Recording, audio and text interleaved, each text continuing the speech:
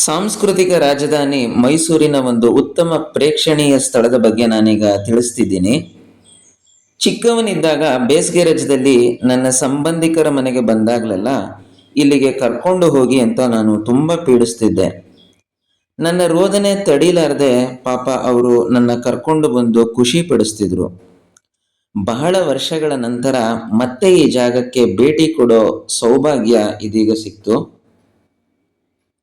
Regional museum of natural history ಇದು 1995ನೇ ಇಸ್ವಿಯಲ್ಲಿ ಉದ್ಘಾಟನೆಯಾಗಿದೆ.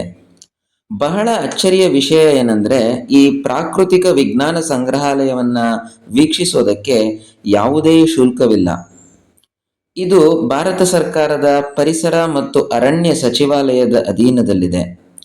ಜ್ಞಾನದಾಹವನ್ನ ಹೊಂದಿರೋರಿಗೆ ಇದೇ ನಿಜವಾದ ಉಚಿತ ಭಾಗ್ಯ. ನಮ್ಮ ದಕ್ಷಿಣ ಭಾರತದ ಸಸ್ಯವರ್ಗಗಳು ಹಾಗೂ ಪ್ರಾಣಿ ಸಂಕುಲಗಳ ಬಗ್ಗೆ ನಾವಿಲ್ಲಿ ಬಹಳಷ್ಟು ಮಾಹಿತಿಗಳನ್ನು ಪಡೆಯಬಹುದು.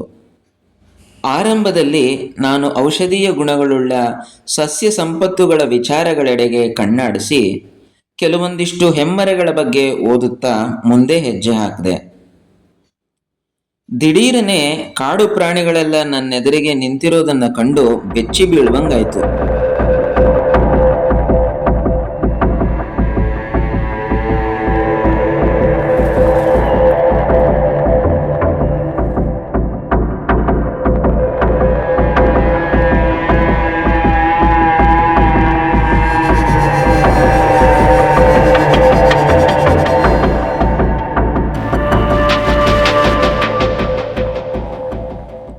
ತಕ್ಷಣವೇ ಇವೆಲ್ಲ ಜೀವ ಇಲ್ಲದೆ ಇರುವಂತಹ ಪ್ರಾಣಿಗಳ ಕುರುಹುಗಳು ಎಂಬುದು ಮನವರಿಕೆಯಾಗಿ ಸ್ವಲ್ಪ ಧೈರ್ಯ ಬಂತು. ಸತ್ತ ಪ್ರಾಣಿಗಳ ದೇಹದಿಂದ ರಕ್ತ ಮಾಂಸಖಂಡಗಳನ್ನೆಲ್ಲ ತೆಗೆದು ಅವುಗಳ ಚರ್ಮದೊಳಗೆ ಪಾಲಿಯುರಾಥಿನ್ ಫೋಮ್ ಅಥವಾ ಮೌಲ್ಡೆಡ್ ಪ್ಲಾಸ್ಟಿಕ್ಗಳನ್ನು ತುಂಬಿಸಿ ಪ್ರದರ್ಶನಕ್ಕೆ ಇಡುವ ಈ ಕಲೆಗೆ ಟ್ಯಾಕ್ಸಿಡರ್ಮಿ ಎಂದು ಕರೆಯುತ್ತಾರೆ.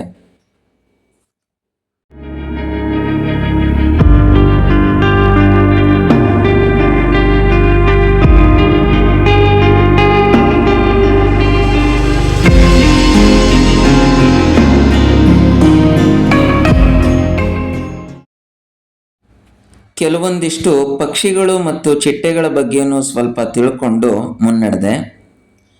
ನೆಲಜೀವಿಗಳು ಮಾತ್ರ ಅಲ್ಲ, ಸಮುದ್ರ ಜೀವಿಗಳ ನಿರ್ಜೀವ ದೇಹಗಳನ್ನು ಕೂಡ ಇಲ್ಲಿ ವೀಕ್ಷಿಸಬಹುದು.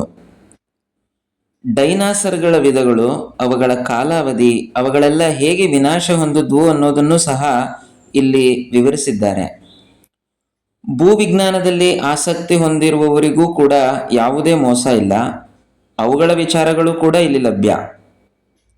ಜ್ಯೋತಿಷ್ಯ ಶಾಸ್ತ್ರವನ್ನು ಇಷ್ಟಪಡುವವರು ನಿಮ್ಮ ಜನ್ಮರಾಶಿ ಮತ್ತು ಜನ್ಮ ನಕ್ಷತ್ರವನ್ನ ಪ್ರತಿನಿಧಿಸುವಂತಹ ವೃಕ್ಷಗಳ ಬಗ್ಗೆ ತಿಳ್ಕೋಬಹುದು.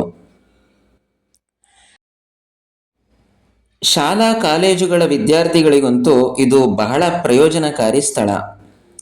ಆಹಾರ ಸರಪಳಿ, ಜಲಚಕ್ರ, global warming, carbon cycle, nitrogen cycle, ಹೀಗೆ ಬಹಳಷ್ಟು ವಿಚಾರಧಾರೆಗಳು ಇಲ್ಲಿ ಅಡಗಿವೆ. ಮನುಷ್ಯನ ಅಸ್ಥಿಪಂಜರದ ಬಗ್ಗೆ ನಿಮಗೆ ಗೊತ್ತು, ಆದರೆ ಇಲ್ಲಿ ನೋಡಿ, ಇದು ತಿಮಿಂಗಲದ ಅಸ್ಥಿಪಂಜರ. ಇನ್ನೂ ಹಲವಾರು ಪ್ರಾಣಿ ಪಕ್ಷಿಗಳ ಅಸ್ಥಿಪಂಜರಗಳು ಇಲ್ಲಿವೆ. ಈ ವಸ್ತು ಸಂಗ್ರಹಾಲಯವು ಗ್ರಂಥಾಲಯ ಮತ್ತು ಕಿರು ಉದ್ಯಾನವನವನ್ನು ಹೊಂದಿದೆ. ನಾನು ಇಷ್ಟು ಹೊತ್ತು ಹೇಳಿದ್ದೆಲ್ಲ ಒಂದು ಟ್ರೇಲರ್ ಅಷ್ಟೇ.